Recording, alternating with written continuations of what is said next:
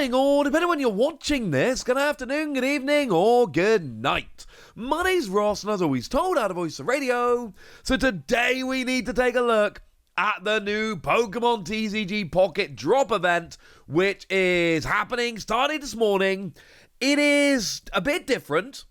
There are more promos than normal, and it is the hardest drop event we've had so far. But luckily, that's where I come in. Let's talk all about how to win this new drop event. Don't worry, ladies and gentlemen, I have got ya.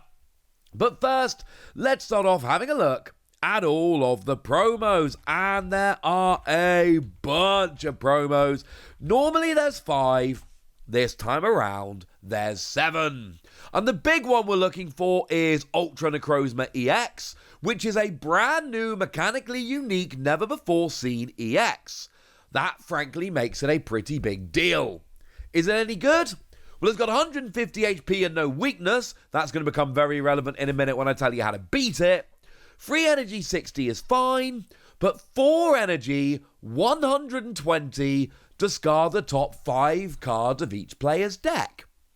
And this is one of those ones where you look at it initially and you go, well, that's too expensive, that's not going to work. And if it wasn't for Lusamine, it wouldn't work, probably. It's probably too expensive. But we do have Lusamine. So basically what we've got here is a way where, as soon as your opponent takes a point, you play Lusamine, get a couple of energy from the discard, and off you go. It's actually really rather good. Like, genuinely, purely because of the Ultra Beast support we've got, yeah, this is not too bad. I'm not willing to say best deck in the format or anything like that, but it is at least a potentially cool card. Now we've then got an alternate art of Kartana here. Really like Kartana, single energy 40 is not to be sniffed at. Same card that we have in the set, but with different artwork. We've got an alternate art of Blacephalon, free energy 130 plus 70 to itself. Again, viable because of Lusamine, which is a cool enough card. We've got an alternate art of Xurkitree, free energy 60 plus confusion. Honestly, don't like that even with Lusamine, but we got an alternate art. And then we've got an alternate art of Stakataka, 2 energy, 40 damage, and it takes 20 less from attacks next turn. It's another alternate art, that's fine. But then we have 2 brand new, never-before-seen, mechanically unique cards in addition to the Ultra Necrozma EX. We've got Dawn Wings Necrozma, free energy 130 to itself. Again, viable because of Lusamine. And Dustmane Necrozma, free energy 100, discard a metal energy from this Pokemon. The fact that it's only 1 coloured energy, I really like. And discard 1 will just attach it again the next turn. I really like this Dustmane Necrozma. Again, especially in a world where we have Lusamine. So, this is a decent set of promos. And the reason we got more is because we got all 7 because we got the Ultra Beasts. But I'm telling you right now, I like this. But the problem is, we're then, like me, you're probably going to want 2 of every card, especially the free mechanically unique cards. So you're going to need to win this event a bunch of times. Okay, so what are we going to use? Well, I got a few decks for you. As a little side note here, for the first couple of challenges, before you get to Ultra Necrozma. Once you get to Ultra Necrozma, this doesn't work anymore. But before you get to Ultra Necrozma, I really like my old Ninetales Rapidash deck. I actually think Ninetales Rapidash is really good for the first couple of challenges. Because Ninetales is 2 energy, 90 damage, discard an energy from this Pokemon. And there's a bunch of these that are weak to fire. Things like Dustmane Necrozma. Things like Stakataka, for instance, which you will then get a nice clean 1-hit KO on because you've got 110 HP, assuming Stakataka didn't attack last turn. So it actually works out beautifully, and then you've got Rapidash, which isn't as good, but it's single energy 40 on a stage 1, so essentially the way this one works is, if you had to go first, then turn 2, you can evolve up, attach an energy, and be doing 40. job's a good un. Here's a deck list for it. Like I say, this is really, I cannot stress this enough, just for the first couple challenges before you get to Necrozma, but you will win those first couple challenges super quickly with this. Do remember you've got Blaine that does an extra 30 damage to your Ninetales or Rapidash, so you're actually doing really decent damage here. Although still not enough to KO Ultra Necrozma with Rapidash. And then you kind of need X speed because, well, you need to be able to switch between them at will. As a side note, do bear in mind Repel here. It switches out your opponent's active basic to the bench. But you're playing against all basic decks. So this is actually a great card in this particular drop event. So we like Repel. So that's good at the beginning. What have we got as probably the best deck for the event? Well, the one that I've been using the most and having a bunch of success with this morning, I think I'm like 6-0 at the moment, Darkrai Giratina. I think Darkrai Giratina is the play here for this particular event because not only does it win pretty much every time, it's also fast. You'll get some pretty quick wins with this. I'm talking purely in terms of time here. You will have very quick turns, and you will win a lot with this deck.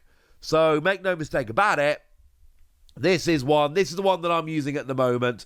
I recommend it very highly. Plus, the Darkrai was a promo for a little while, so it has been easier to get hold of. Giratina, no, sorry. But the Darkrai was a promo, and that's pretty cool. And basically, the way this deck works is you've got your Darkrai, which is not a terrible attacker, but you get to attach a Darkness Energy from your hand to it, deal 20 damage to the active. Now that's really very good because we've got Giratina, with the ability Broken Space Bellow. Once during your turn, you may attach a Psychic Energy from your energy zone to this Pokemon, but if you do, it ends your turn. The thing is, generally speaking, for the first couple of turns here, I am totally okay with this. I am down with doing that because I want to get my Giratina going as fast as possible. You may be tempted to set your deck to only generate Darkness Energy, so you always hit with Darkrai.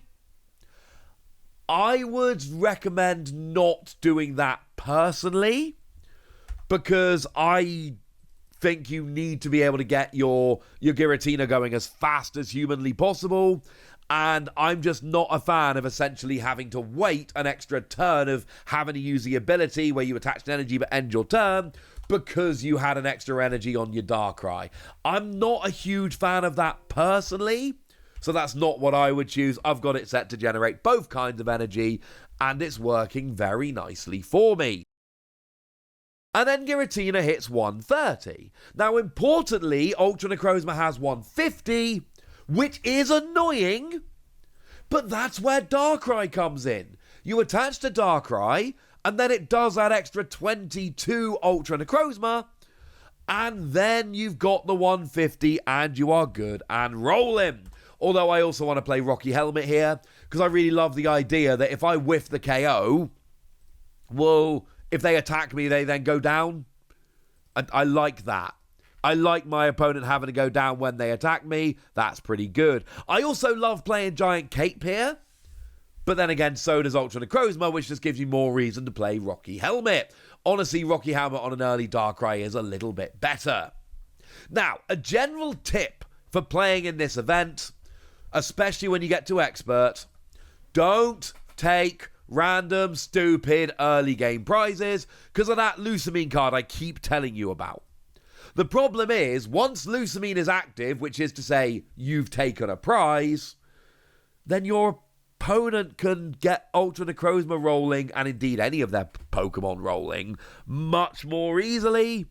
So what you really want to do here, and don't give them infinite time to manually attach, that would be stupid, but in the early game, just focus on using Giratina's ability. Don't even really worry about attacking. Get your Giratina up and rolling, and then Giratina will be one-hit KOing Ultra Necrozma, and then you're off and rolling.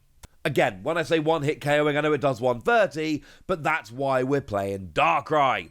As a side note, one really nice card we've got here is Dawn. We love Dawn in this deck because Dawn moves an energy from one Pokemon to another. So the theory here is that you can afford to attach to Darkrai and then move that energy straight over to Giratina. Obviously, Giratina's only got one colorless energy in the attack cost, so you can only really do this once, but it is so good that I'm absolutely okay with it. And then Leaf here again is absolutely brilliant. You've got two retreat Pokemon here, so it really is quite important to be able to get them in and out of the active. You want your Giratina to come up and start smashing as fast as possible, so Leaf here actually becomes a very good card. Here's a list as a whole. This is what I'm currently going with.